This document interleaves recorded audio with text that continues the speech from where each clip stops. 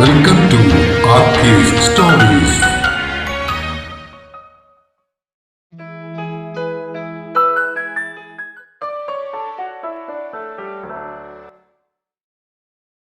Businessman ഭാഗം 11.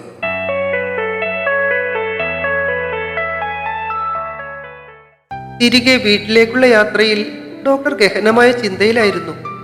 ഇടയ്ക്കൊക്കെ rearview മിററിൽ കാണുന്ന അങ്ങരുടെ മുഖത്തേക്ക് നോക്കിയെങ്കിലും പിന്നിലൊരാൾ ഇരിക്കുന്നെന്ന ഭാവം പോലുമില്ല. അല്ലെങ്കിൽ ഇപ്പോ 10 പ്രാവശ്യം ബിസിനസ്മാന്റെ വീമ്പ് പറയേണ്ട സമയം കഴിഞ്ഞു. എന്താണാവോ കാര്യം? ധനുഷിനെ കണ്ടപ്പോ കരഞ്ഞത് ഇഷ്ടപ്പെട്ട് കാണില്ലേ? ആ തോളിൽ മെല്ലെ ഒന്ന് തോണ്ടി. ഡോക്ടറെ. ഓ, എന്താ ജാട? അങ്ങനെ വിട്ടുകൊടുത്താ ശരിയാകില്ലല്ലോ. ഡോക്ടറെ. ഈ പ്രാവശ്യം വിളിക്കൽപ്പം ശക്തി കൂട്ടി. എന്താ? എന്തേ ഒരു ആലോചന? ഏയ്, ഒന്നുമില്ല. അത് ശരി. നമ്മളോട് കൈ നീട്ടി 2 കവിടുകളിൽ പിടിച്ചൊന്ന് വലിച്ചു വിട്ടു. എന്താടാ? പിന്നെ എന്തോന്നാ ഇത്ര ഗൗരവമുള്ള ആലോചനയെന്ന്? അതോ, ഞാൻ ആലോചിക്കുകയായിരുന്നു. എന്ത്? ചെറിയ പയ്യൻ തോന്നി. അല്ല, അത് പിന്നെ ഓ, ഒന്ന് പറ മനുഷ്യ, വെറുതെ ടെൻഷൻ അടിപ്പിക്കാതെ. അല്ല പാറൂട്ടിയെ, അതേ. എവിടെ? ഇങ്ങനെ കിടന്ന് ഉഴപ്പ് വന്നല്ലോ. ഏത്? വേറൊന്നുമല്ല. ഈ അൽഫാം ആണോ നല്ലത് അതോ പിസ്സ ആണോ നല്ലത്? എന്തോന്ന്? ഇന്നിപ്പോ കഴിക്കാൻ അൽഫാം വേണോ അതോ പിസ്സ വേണോന്ന്? ഈശ്വര, എന്തൊക്കെയാ വിചാരിച്ചേ? വണ്ടി ഓടിക്കുന്നത് ഇങ്ങേരായിപ്പോയി. ഇല്ല, ചവിട്ടിക്കുട്ടി നിലത്തിട്ടായിരുന്നു. മനുഷ്യന്റെ നല്ല ജീവൻ പോയി. മൂങ്ങ പോലെ ഇരിക്കുന്നത് കണ്ട് ഞാൻ വിചാരിച്ചു. ബൈക്ക് റോഡിന്റെ സൈഡിലേക്ക് ഒതുക്കി ആള് തിരിഞ്ഞു നോക്കി. എന്നതാ പാറൂട്ടി വിചാരിച്ചേ? ഏയ്, ഒന്നുമില്ല. ഹാ, പറയ് പാറൂട്ടിയെ. ഡോക്ടർ വണ്ടി എടുക്ക്. ആദ്യം നീ കാര്യം പറയും, എന്നിട്ടെടുക്കാം വണ്ടി. കീ തിരിച്ച് ബൈക്ക് ഓഫ് ചെയ്ത് ആള് കയ്യും കെട്ടി ഇരിപ്പായി. ഒറ്റ ബുദ്ധിയാ. പറഞ്ഞില്ല, ചിലപ്പോ നേരം വെളുക്കും വരെ ബൈക്കിന്റെ മുകളിൽ തന്നെ ഇരിക്കേണ്ടിയും വരും. അവിടെ ഹോസ്പിറ്റലിൽ വെച്ച് പറയാനൊന്നും മടിഞ്ഞു. വെച്ച് ധനുവിനെ കണ്ടപ്പോ ഞാൻ കരഞ്ഞത് ഡോക്ടർക്ക് ഇഷ്ടപ്പെട്ടില്ലെന്ന് കരുതി. ആ, അത് ഇഷ്ടപ്പെട്ടില്ല. അത് മാത്രമല്ല, നീ അവന്റെ കയ്യിൽ കയറി പിടിച്ചത് തീരെ ഇഷ്ടപ്പെട്ടില്ല. മുഖം കുത്തി വീർപ്പിച്ച് പിടിച്ചിട്ടുണ്ട്. പിന്നെന്താ അവിടെ വെച്ച് പറയാഞ്ഞ്? അതിത്ര പറയാനുണ്ടോ പാറൂട്ടിയെ? ഏതൊരുത്തനാ അവന്റെ ഭാര്യ പഴയ കാമുകൻ വിഷമടിച്ചെന്നും പറഞ്ഞ് കരഞ്ഞോണ്ട് അവന്റെ കയ്യും പിടിച്ചിരിക്കുന്നത് പിടിക്കുക? എന്താ കുശുമ്പ്? എങ്കിൽ പിന്നെ എന്തിനാ അവന് കമ്പനിയിൽ ജോലി കൊടുത്തേ? ചൊടിച്ചുകൊണ്ടാ ആ മുഖത്തേക്ക് നോക്കിയേ. അതോ? നല്ല ഒന്നാന്തര ഇളി ആ മുഖത്ത്. അത് ഞാൻ അവനെ ഇവിടെ നിന്ന് ബാംഗ്ലൂർക്ക് കെട്ടുകെട്ടിച്ചതല്ലേ പാറൂട്ടിയെ? ഏ, വാ പൊളിച്ചുപോയി. ഞാനേ ഒരു ഡോക്ടർ മാത്രമല്ല, ഒരു ബിസിനസ്സുകാരൻ കൂടിയാ. അവൻ ഇവിടെ കിടന്ന് കറങ്ങിയാലേ ഇനി അതത്ര ശരിയാകില്ല. ഓട്ടെ ബാംഗ്ലൂർക്ക്. അല്ല വല്ലാതി. റോഡ് സൈഡാണെന്ന് ഓർക്കാതെയാ പൊട്ടിച്ചിരിച്ചു പോയത്. ബിസിനസ്സുകാരൻ മിണ്ടാതെ കണ്ണും കൂർപ്പിച്ച് കവിളും വീർപ്പിച്ചിരിപ്പുണ്ട്. ഒരു വിധത്തിലാ ചിരി ഒതുക്കിയെ. എന്നിട്ടാ മുഖത്തേക്ക് സൂക്ഷിച്ചു നോക്കി. ഓ, എന്റെ ഈശ്വര, ഞാനും കരുതി അവനോട് ഇത്ര സ്നേഹം തോന്നാൻ എന്താ കാരണം? പിന്നെ സ്നേഹിക്കാൻ അവൻ എന്റെ അളിയനല്ലേ. അധികം വിഷം കിട്ടിയാലേ അവനെ ഞാൻ അമേരിക്കയിലുള്ള ബ്രാഞ്ചിലേക്ക് നാടുകടത്തും. കൊള്ളാം, നല്ല ബിസിനസ്സുകാരൻ. എങ്ങനെയുണ്ട് എന്റെ ബുദ്ധി? നല്ല ബുദ്ധി. തല വെയില് കൊള്ളിക്കണ്ട. വേഗം വണ്ടി എടുക്ക്. പാറൂട്ടിയെ, അവനിപ്പോ നല്ലൊരു ജോലിയാ അത്യാവശ്യം. ജോലിയിൽ മുഴുകിയാൽ തന്നെ അവൻ കുറെ റിക്കവർ ചെയ്യും. ദൈവം മനുഷ്യന് തന്നിരിക്കുന്ന മറവി ഒരു അനുഗ്രഹം കൂടിയാ. So don't worry, be happy. അതിന് എനിക്കങ്ങനെ അറിയുന്നുമില്ല ഡോക്ടറെ. അത് ഞാൻ എന്നോട് തന്നെ പറഞ്ഞതാ, ഒരു സമാധാനത്തിന്. കുറെ കഴിയുമ്പോ നീയും അവനെ മറക്കുമെന്നുള്ള ഒരു ഓർമ്മപ്പെടുത്തൽ. എനിക്ക് വയ്യ. ചിരി അടക്കിയിട്ട് പിന്നിൽ നിന്നും ചുറ്റിപ്പിടിച്ച് ആ വയറിന്മേൽ ഒരു നുള്ളു കൊടുത്തു. ചാടി തുള്ളിക്കൊണ്ട് ആള് ബൈക്ക് സ്റ്റാർട്ട് ചെയ്തു. പുറത്തു നിന്നും ഭക്ഷണം കഴിഞ്ഞിട്ടാ വീട്ടിൽ ചെന്ന് കയറിയേ. വാതിൽ തുറന്ന് അകത്തേക്ക് കയറുന്നതിനിടയിൽ ഡോക്ടറുടെ ഫോണിലേക്ക് ഗോപിയച്ചന്റെ കോൾ വന്നു. വിഷ്ണുവിന്റെയും കുഞ്ഞിയുടെയും വിവാഹ നിശ്ചയം അടുത്ത മാസത്തേക്ക് തന്നെ തീരുമാനിച്ചിരിക്കുന്നു എന്ന കാര്യം പറയാനായിരുന്നു വിളിച്ചത്.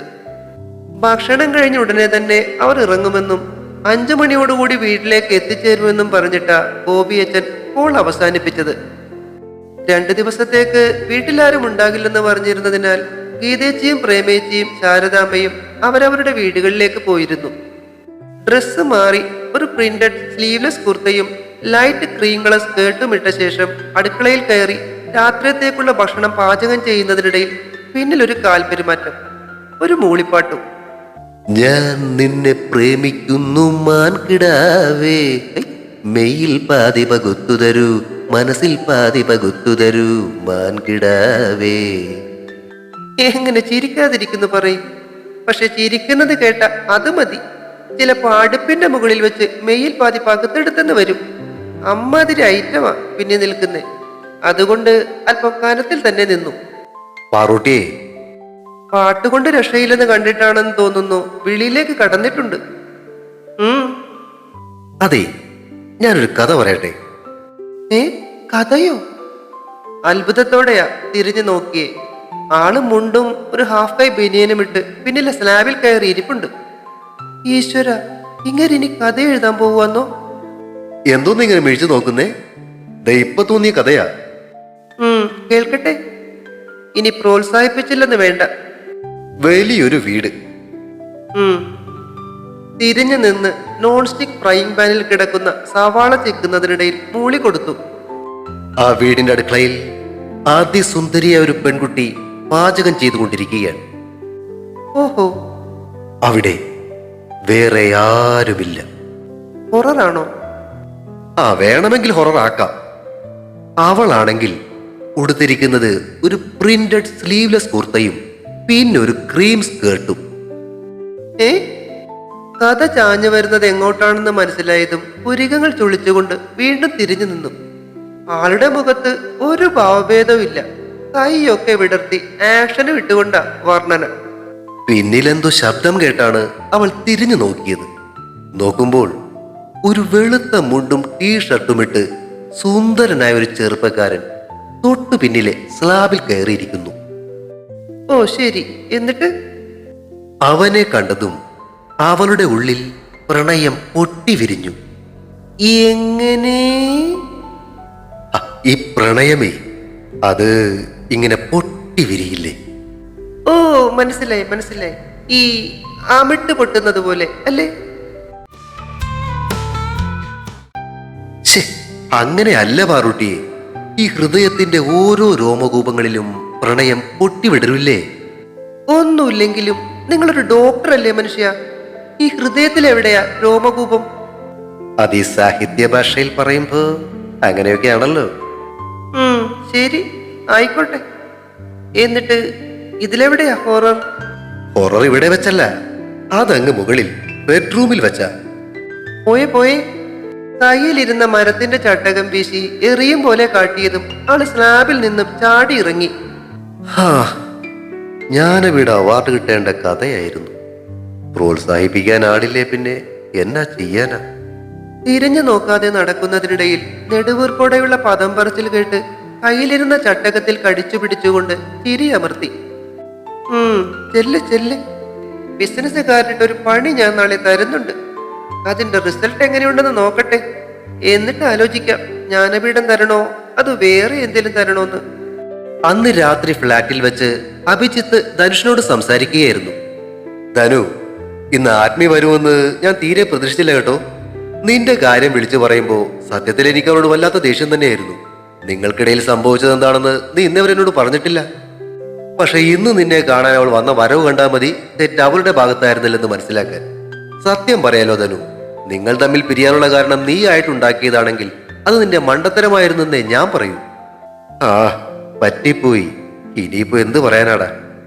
സാരമില്ല, പോട്ടെ. ഈ സ്നേഹമെന്ന് പറയുന്നത് പിടിച്ചടക്കൽ മാത്രമല്ല, വിട്ടുകൊടുക്കൽ കൂടിയാ. അത്രയും വിചാരിച്ചാൽ മതി. എന്തായാലും ഞാൻ ആ ഡോക്ടറെ സമ്മതിച്ചു കൊടുത്തിരിക്കുന്നു. പുള്ളിയുടെ സ്ഥാനത്ത് വേറെ ആരെങ്കിലും ആയിരുന്നേ അവൾക്ക് ഇങ്ങനെ ഇവിടെ വരാൻ പറ്റുമോ? നമ്മൾ സ്നേഹിക്കുന്നവരെ സന്തോഷത്തോടെ ജീവിക്കുന്നത് കാണുന്നത് തന്നെ നല്ലൊരു കാര്യമല്ലേടാ. നീ അങ്ങനെ ചിന്തിക്ക്. ഇന്നത്തെ കാലത്ത് ചില പിള്ളേർ ചെയ്യുന്നത് കണ്ടിട്ടില്ലേ? പിരിഞ്ഞ ഉടനെ കത്തിയും മണ്ണെണ്ണയുമായി അവരുടെ പുറകെ പോകുന്നത്. അതൊക്കെ യഥാർത്ഥ സ്നേഹമാണോ? അല്ല, വെറും പിടിച്ചടകൾ മാത്രം. ഇഷ്ടപ്പെട്ടത് സ്വന്തമാക്കാനുള്ള ആഗ്രഹം മാത്രം. മറ്റൊന്നിനോട് പ്രസക്തിയില്ല. നീ ഇപ്പോ ചെയ്യേണ്ടത് ആ ജോലിയിൽ ജോയിൻ ചെയ്യുക എന്നതാ. എന്നാ അവിടെ ജോയിൻ ചെയ്യാൻ പറഞ്ഞിരിക്കുന്നേ? അടുത്ത തിങ്കളാഴ്ച. ഗുഡ്. ആ ജോലി നിനക്ക് നല്ല രീതിയിൽ ചെയ്യാൻ കഴിയുമെന്ന് ഉറപ്പല്ലേ? തീർച്ചയായും. കമ്പനിയും നല്ലതാ. US വരെ അവർക്ക് ബ്രാഞ്ച് ഉണ്ട്. എന്റെ അഭിപ്രായത്തിൽ നീ ഇപ്പൊ ഇവിടെ നിന്ന് മാറി നിൽക്കുന്നതാ നല്ലത്. അത് ഞാൻ തീരുമാനിച്ചു കഴിഞ്ഞു അബി. സൺഡേ ഈവനിങ് ഞാൻ ഇവിടെ വിടുകയാ. ഒരു പുതിയ തുടക്കം. എത്രത്തോളം വിജയിക്കുമെന്നറിയില്ല, but I will try my best. Of course you can do it man, you can do it. അധികം ഉറക്കമുളക്കണ്ട, നേരത്തെ കിടന്നു. Good night. Okay, good night. ധനുവിന്റെ മുറിയുടെ വാതിൽ ചാരിയിട്ട് അബി വെളിയിലേക്ക് ഇറങ്ങി. പിറ്റേ ദിവസം കാലത്ത് ഡോക്ടർ എഴുന്നേൽക്കും മുന്നേ കുളിച്ച് റെഡിയായി നേരെ കാൽക്കൽ പോയി നിന്നു. അല്പനേരം കഴിഞ്ഞിട്ടും ആൾ എഴുന്നേൽക്കാതായതോടെ ആ കാലുകളിൽ പിടിച്ച് ഒന്ന് ആട്ടി നോക്കി. ആരാ? കണ്ണും തിരുമി എഴുന്നേറ്റ ആളുടെ നോട്ടം വിചാരിച്ചതുപോലെ തന്നെ നേരെ കാൽക്കലേക്ക് എത്തി. ആഹാ, നല്ല കണിയാണല്ലോ. കാലത്തെ കുളിച്ച് ചുന്ദരിയായിട്ടുണ്ടല്ലോ. വന്നേ, ഞാനേ ഒരു സൂത്രം കാണിച്ചു തരാം. ഓ വേണ്ട. എന്നാ പിന്നെ ഞാൻ കുറച്ചു നേരം കൂടി ഉറങ്ങട്ടെ. ആള് തിരിഞ്ഞു കിടന്ന് വീണ്ടും ചുരുണ്ടുകൂടി. ആ ഡോക്ടറെ ഇങ്ങ് എഴുന്നേറ്റേ, ഒരു കാര്യം ചോദിക്കാനാ. ഒന്നുകൂടി പിടിച്ചു കുലുക്കിയതോടെ ആള് കിടക്കയിൽ എഴുന്നേറ്റിരുന്നിട്ട് കൈകൾ വിടർത്തി കോട്ടുവായിട്ടു. എന്നതാ കാര്യം പാറൂട്ടിയെ? അതെ, എനിക്കൊന്ന് ധനുഷിന്റെ ഫ്ലാറ്റിൽ പോണം. അവൻ ഇന്നലത്തെ പോലെ വല്ല അവിവേകവും ഇനിയും കാണിക്കുമോന്നൊരു പേടി. ഒന്നുകൂടി അവനോട് സംസാരിക്കണമെന്നൊരു തോന്നൽ. ആ മുഖത്തേക്ക് തന്നെ സൂക്ഷിച്ച് നോക്കിക്കൊണ്ട കാര്യം അവതരിപ്പിച്ചത്. അത്ഭുതം, ഒരു ഭാവഭേദവും ഇല്ല. ഇനി പറഞ്ഞതെങ്ങാനും കേട്ടില്ലേ? അതോ ഇനി കണ്ണും തുറന്നിരുന്ന് ഉറങ്ങുവാന്നോ? ഡോക്ടറെ. അപ്പോ ഉറക്കത്തിലല്ല. ഞാൻ പറഞ്ഞത് കേട്ടോ? കേട്ടു. ഡോക്ടർക്ക് ഇഷ്ടമല്ലെങ്കിൽ വേണ്ട കേട്ടോ. ഇഷ്ടമല്ലെന്ന് ആര് പറഞ്ഞു? പോകാലോ, ഞാൻ റെഡിയാകട്ടെ. കൂടുതലൊന്നും മിണ്ടാതെ ആൾ എഴുന്നേറ്റ് ബാത്റൂമിലേക്ക് കയറി. ചേടാ, വിചാരിച്ചതുപോലെ അല്ലല്ലോ. ആൾക്കൊരു കുഴപ്പമില്ല. ഇനി വെളുക്കാൻ തെച്ചത് പാണ്ടാവോ? എന്തായാലും മുഴുവൻ കഴിയട്ടെ, എന്നിട്ട് നോക്കാം. നഖം കടിച്ചുകൊണ്ട് കണ്ണാടിയിൽ ഒന്നുകൂടി ഭംഗി നോക്കി. കൊള്ളാം. ചായ കുടിക്കുന്നതിനിടയിൽ പതിവില്ലാതെ ഡോക്ടർ നിശബ്ദനായിരുന്നു. ചെറുതായി ഏറ്റിട്ടുണ്ടെന്ന് തോന്നുന്നു. കാലത്തെയുള്ള ഉപദേശങ്ങളൊന്നും കേൾക്കാതിരുന്നത് കൊണ്ടാണെന്ന് തോന്നുന്നു. അനുപുരികങ്ങൾ ഉയർത്തി എന്താ കാര്യമെന്ന് ചോദിക്കുന്നുണ്ട്. ഒക്കെയുണ്ട് പറയാമെന്ന് കണ്ണിറുക്കിക്കൊണ്ട് അവളോട് ആംഗ്യം കാട്ടി. വിഷ്ണുവിന്റെയും കുഞ്ഞിയുടെയും നിശ്ചയത്തിന്റെ കാര്യങ്ങളെക്കുറിച്ച് ഗോപിയച്ഛൻ സംസാരിച്ചെങ്കിലും ആളത് ഒന്നോ രണ്ടോ മൂളലിലൊതുക്കി. കാറിലാണ് ഫ്ലാറ്റിലേക്ക് പോയത്. പോകുന്ന വഴിയിലും ആള് ഗഹനമായ എന്തോ ചിന്തയിലായിരുന്നു. ഇടയ്ക്കിടെ ഒളി കണ്ണിട്ട് നോക്കി ആ മുഖത്തെ ഭാവങ്ങൾ ആസ്വദിച്ചു. പച്ചാളം ബാസി പറഞ്ഞതുപോലെ നവരസങ്ങൾ കൂടാതെ മറ്റെന്തൊക്കെയോ ഭാവങ്ങളും ആ മുഖത്ത് വിരിയുന്നുണ്ട്. അഭിജിത്തിന്റെ ഫ്ലാറ്റിന് മുന്നിൽ നിർത്തിയ കാറിൽ നിന്നും ഇറങ്ങിയ ശേഷം ഡോർ അടക്കും മുന്നേ ഡോക്ടറെ നോക്കി. സംസാരിച്ചു കഴിഞ്ഞ് ഞാൻ വിളിക്കാം. ഓ. മുഖത്ത് പഴയ പോലെ ഒരു സാധാരണ ചിരി. ഇതല്ല പ്രതീക്ഷിച്ചത്. ഡോക്ടർ തിരികെ വീട്ടിലേക്കല്ലേ പോകുന്നേ? അല്ല, എനിക്ക് ഒന്ന് ഹോസ്പിറ്റൽ വരെ പോണം. എന്തിനാ? ലീവ് കഴിഞ്ഞിട്ടില്ലല്ലോ. ഇല്ല, പക്ഷേ എനിക്കൊന്ന് ഹാസിനിയെ കാണണം. ഹാസിനിയോ? അതാരാ? അങ്ങേരുടെ മുഖത്ത് പ്രതീക്ഷിച്ചിരുന്ന എക്സ്പ്രഷൻ എന്റെ മുഖത്ത് വന്നോന്നൊരു സംശയം. എന്റെ പാറൂട്ടിയെ, ഡോക്ടർ ഹാസിനി അറിയില്ലേ? നല്ല വെളുക്ക ചിരി. ഇതിനു മാത്രം ചിരിക്കാൻ എന്താണാവോ? ഹാസിനി എന്റെ ബെസ്റ്റിയാ. അവള് നമ്മുടെ കല്യാണത്തിന് വന്നിട്ടുണ്ടായിരുന്നു. നിന്നെ പരിചയപ്പെടുകയും ചെയ്തതാ. അതെങ്ങനെ? അന്ന് കൺമുന്നിൽ നിറയെ. മതി. ചാടി കയറി തടുത്തു. കല്യാണം കഴിഞ്ഞതിൽ പിന്നെ അവളൊന്ന് വിളിക്കാൻ സാധിച്ചിട്ടില്ല. ഭയങ്കര പരാതി. എന്നാലൊന്ന് പോയി കണ്ടേച്ചും വരാന്ന് കരുതി. പാറൂട്ടി ധനുഷുമായി സംസാരിച്ചു കഴിഞ്ഞ് വിളിച്ചാൽ മതി കേട്ടോ. ഞാൻ ടപ്പേന്ന് വരാം. അത്രയും പറഞ്ഞ് ഉച്ചത്തിൽ പാട്ടും വെച്ച് കാർ എടുത്തുകൊണ്ട് ആളൊരൊറ്റ പോക്ക്. നഖവും കടിച്ച് ആ പോക്ക് നോക്കി നിന്നു. എനിക്കിത് എന്തിന്റെ കേടായിരുന്നു? വെറുതെ വീട്ടിലിരുന്ന മനുഷ്യനാ. ആ ഹാസിനി ആരാണോ എന്തോ. എത്ര ആലോചിച്ചിട്ടും അങ്ങോട്ട് ഓർമ്മ വരുന്നില്ല. ഈശ്വര, ഇനി പിണക്കം മാറ്റാൻ ഇങ്ങനെ അവളെയും വിളിച്ച് വല്ല ഐസ്ക്രീം പാർലറിലും പോകുവാവോ? എങ്കിലാ ബിസിനസ്സുകാരന്റെ അവസാനം എന്റെ കൈകൊണ്ട് തന്നെ. ഉള്ള സമാധാനവും പോയി കിട്ടി. നീ എവിടെ പരിപാടി അവതരിപ്പിച്ചാലും ഇത് തന്നെയാണല്ലോ പാറൂട്ടിയെ നിന്റെ വിധി. ഉള്ളിലിരുന്ന് സലീം കുമാർ വിലപിക്കുന്നു. ഓരോന്ന് ആലോചിച്ച് അഭിജിത്തിന്റെ ഫ്ലാറ്റിന് മുന്നിലെത്തിയത് അറിഞ്ഞില്ല. ഒരു നെടുവീർപ്പോടെ കോളിംഗ് ബെല്ലിൽ വിരലമർത്തുമ്പോഴും ഡോക്ടറുടെ മുഖമായിരുന്നു മനസ്സിൽ. അവളെ കാണാൻ പോകുന്നതിന്റെ സന്തോഷമായിരുന്നില്ലേ അങ്ങേരുടെ ആ ഇളിക്കുന്ന മുഖത്തിന് പിന്നിൽ? വാതിൽ തുറക്കുന്നതും മുന്നിലേക്ക് ധനുഷ് വന്നു നിന്നതും കണ്ടില്ല. മനസ്സപ്പോഴും കാറിനകത്തായിരുന്നു. അമി, നീ എന്താ കാലത്തെ തന്നെ? വാതിൽ തുറന്ന് പുറത്തേക്ക് വന്നവൻ എന്റെ പിരി പോയ പോലുള്ള നിൽപ്പ് കണ്ടിട്ടാണെന്ന് തോന്നുന്നു മുഖത്തിന് മുന്നിൽ കൈ ഞൊടിച്ചുകൊണ്ടാ ചോദിച്ചേ. എന്തേ, എനിക്ക് വന്നൂടെ? ഉള്ളിലുണ്ടായിരുന്ന ഈർഷ്യ മുഴുവൻ അവന്റെ മേലെ കൊട്ടി. പിന്നെന്താ, വാ. എന്റെ മുഖം അത്ര ശരിയല്ലെന്ന് തോന്നുന്നു. കൂടുതലൊന്നും ചോദിക്കാതെ അവൻ വഴിയൊഴിഞ്ഞു നിന്നു.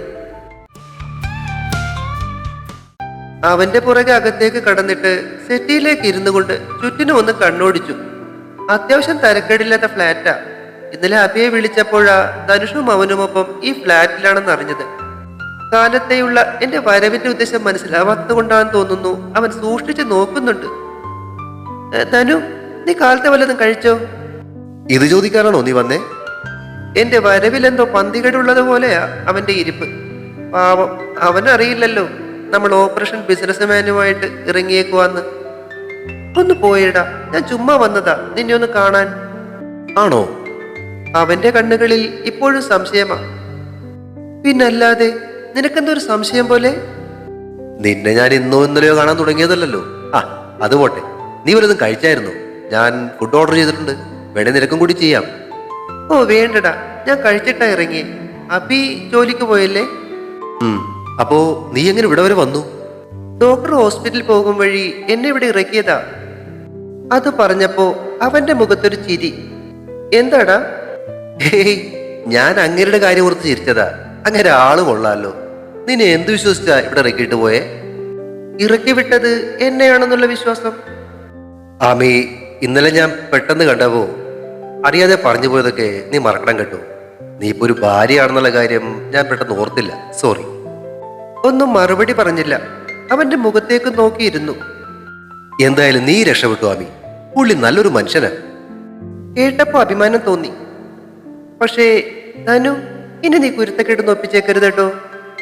എന്റെ കാര്യം ഓർത്ത് നീ ഇനി വിഷമിക്കണ്ട. എന്തായാലും ഞാൻ ആ ജോലി അക്സെപ്റ്റ് ചെയ്യുക. ഒരു മാറ്റം എനിക്ക് അത്യാവശ്യമാണ്. വളരെ നല്ലത്. അതുകൂടി പറയാനാ ഞാൻ വന്നേ.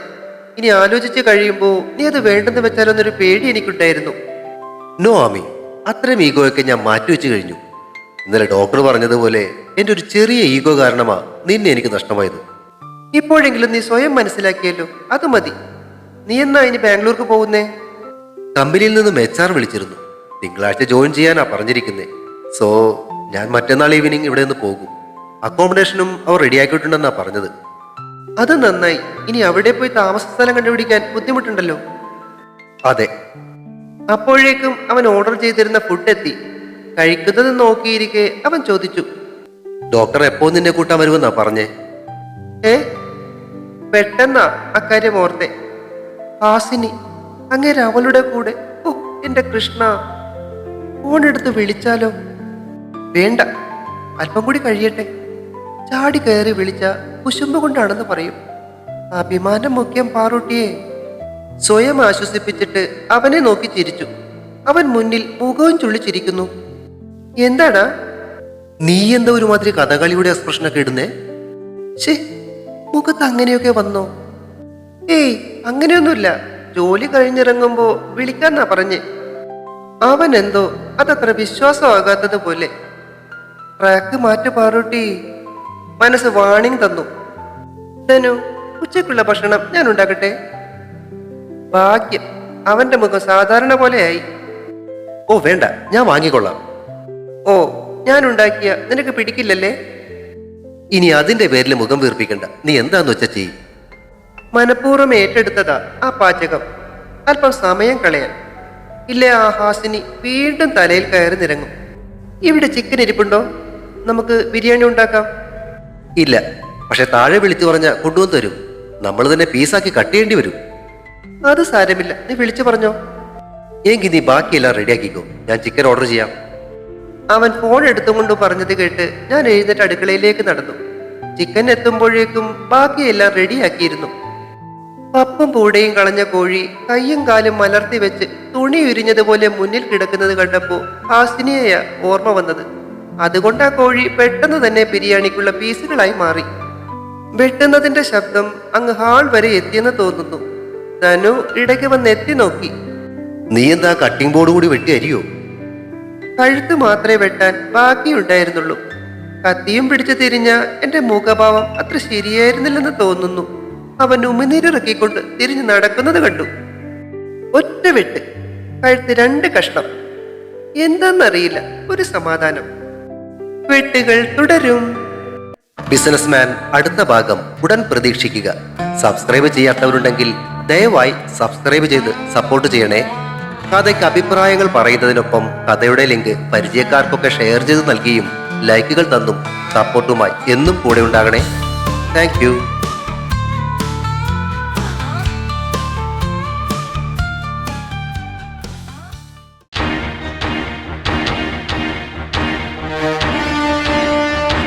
Scene